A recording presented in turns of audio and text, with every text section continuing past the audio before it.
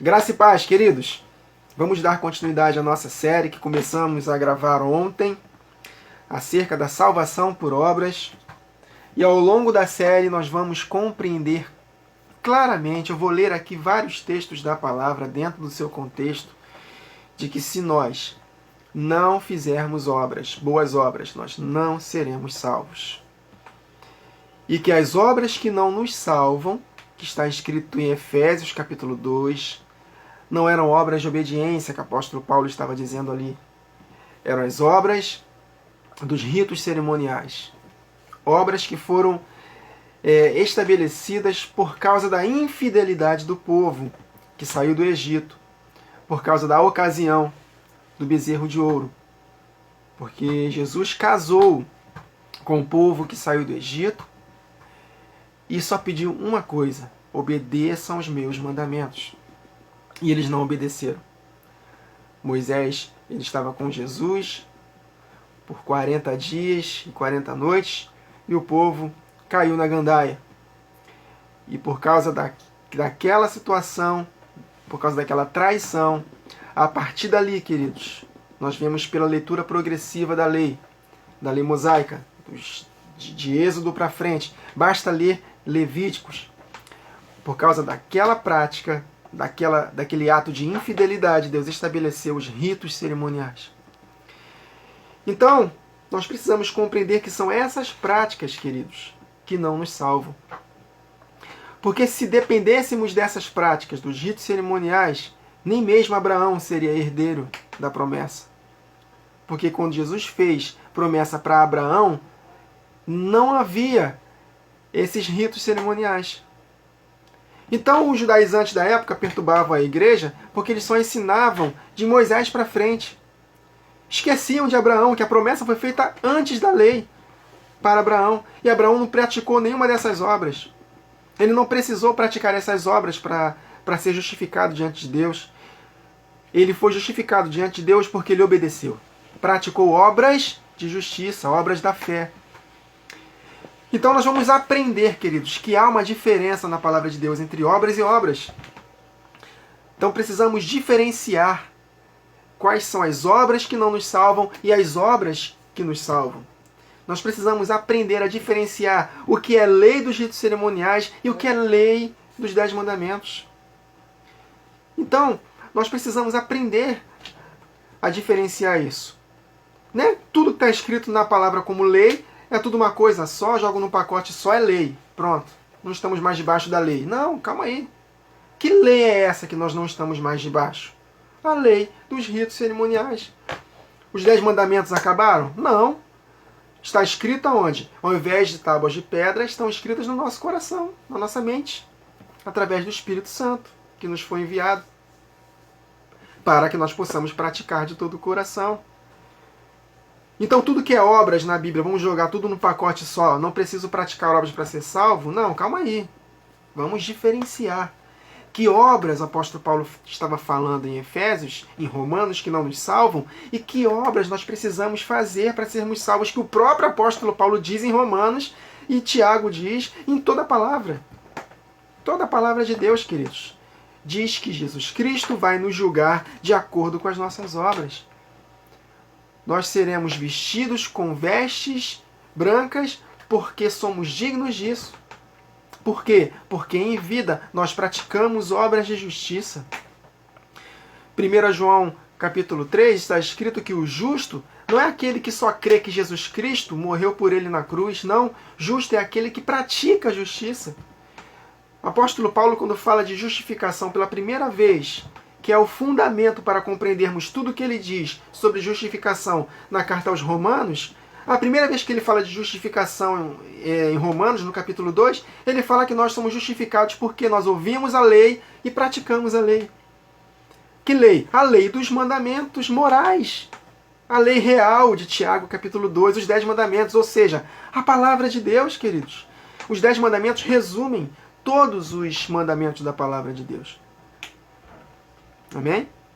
Então nós vamos compreender isso. E o calvinismo não ajuda. Pelo contrário, o calvinismo nos afasta dessas verdades. E por causa do calvinismo, muitos estão indo para o inferno, queridos. Serão julgados no final do milênio, no trono branco, e serão lançados no lago de fogo.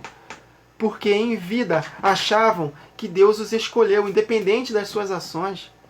Não é por obras? Então sou salvo. Então, queridos, nós vamos combater. Eu vou bater muito na doutrina do calvinismo, queridos. Não é implicância, não é querer ser melhor do que ninguém, simplesmente vamos bater mesmo, firme, porque essa doutrina é maligna e ela vai condenar, e continua condenando, e vai continuar condenando, infelizmente, muitas pessoas ao inferno por causa desses enganos. Jesus Cristo, em Apocalipse capítulo 2, se não me engano, verso 6, por aí, ele fala para a igreja de Éfeso, né? A primeira das 7 igrejas. Tenho, porém, a favor de vocês que vocês combatem contra a doutrina dos nicolaítas, doutrina que eu odeio. Então eu creio, meus irmãos, que Jesus Cristo odeia a doutrina do calvinismo. Odeia. Porque essa doutrina não tem nada de bom. Então, queridos, a doutrina calvinista fala que Jesus escolheu uns para serem salvos e outros para serem condenados, independente das nossas obras. Só que, lendo a palavra de Deus, nós podemos constatar que é o homem que escolhe. Deuteronômio capítulo 30, Jesus ele fala lá, ó, eis que põe diante de vocês a vida e a morte, a bênção e a maldição. Agora, escolhem a vida para que vocês vivam. Ou seja, a escolha está em nós, queridos. Ele nos influencia, ele nos convence, mas somos nós que escolhemos. Apocalipse 3, eis que estou à porta e bato. Abre a porta para que eu possa entrar e ceiar contigo. Mas se você não abrir a porta, eu não vou entrar em você. Lucas capítulo 13, verso 34, olha só o que está escrito. Jesus lamentando por Jerusalém. Jerusalém, Jerusalém, que matas os profetas e apedrejas os que te são enviados. Quantas vezes quis eu ajuntar os teus filhos, como a galinha os seus pintos debaixo das suas asas, e você, Jerusalém, não quis. Não é porque eu te escolhi para a perdição, não. Você não quis. Romanos capítulo 10, verso 21, apóstolo Paulo. Mas para Israel diz, todo o dia estendi as minhas mãos a um povo rebelde e contradizente. Todos os dias eu estendi as mãos para salvar esse povo, mas esse povo não quis. Ele tirou isso de Isaías 30, verso 9. Porque este é um povo rebelde, filhos mentirosos, filhos que não querem ouvir a lei do Senhor. Que lei? A lei dos mandamentos morais, dos 10 mandamentos.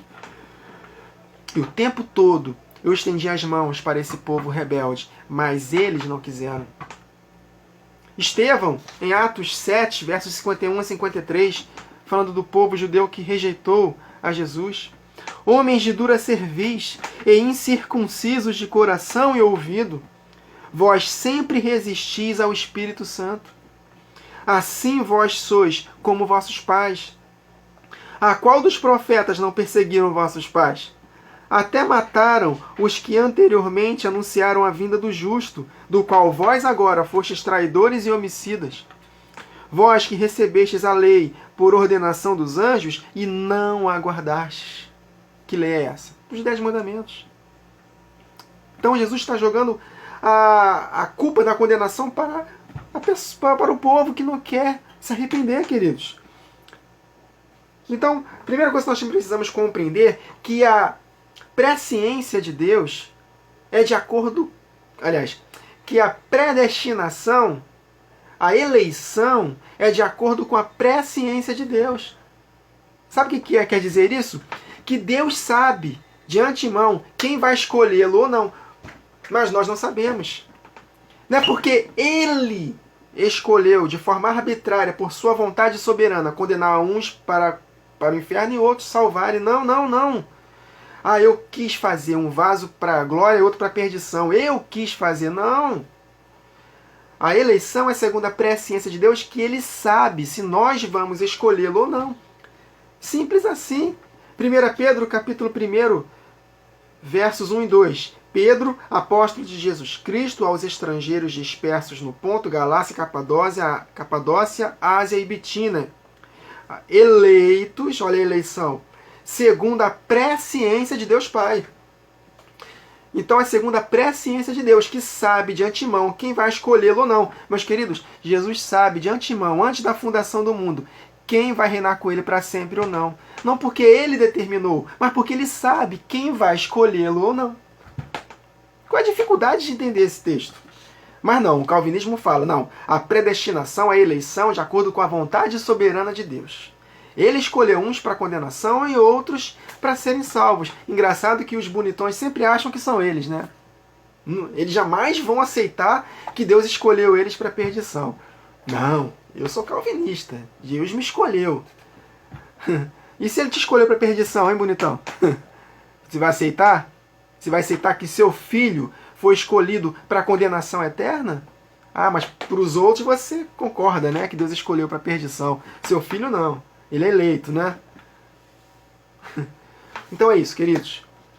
Então eu não posso ultrapassar muito tempo, são vídeos pequenos, essa é a proposta. Então peço que os irmãos meditem nesses textos que lemos aqui. Lucas 13, 34, Romanos 10, 21, Isaías 30, verso 9, Atos 7, 51 a 53 e 1 Pedro, capítulo 1, versos 1 e 2.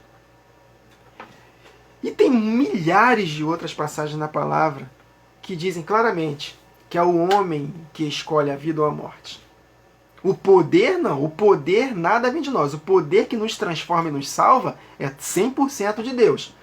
Mas para que esse poder se manifeste na nossa vida, é necessário legalidade. E Deus não criou robôs. Ele criou seres humanos dotados de escolha. Então, queridos, que nós possamos escolher a vida. Deus sabe se nós vamos escolhê-lo ou não. Deus sabe se nós estaremos com ele para sempre ou não.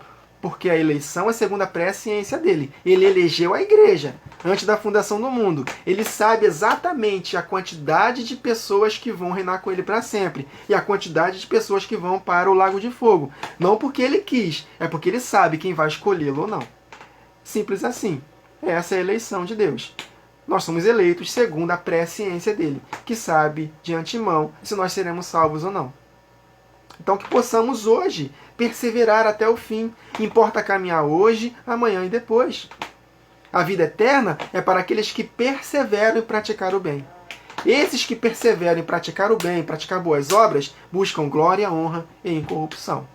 Está em Romanos capítulo 2. Amém, queridos? Então é isso. Vamos aos poucos meditando nessas verdades.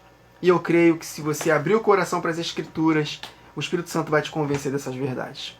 Até a próxima gravação, queridos. Que o Senhor nos abençoe.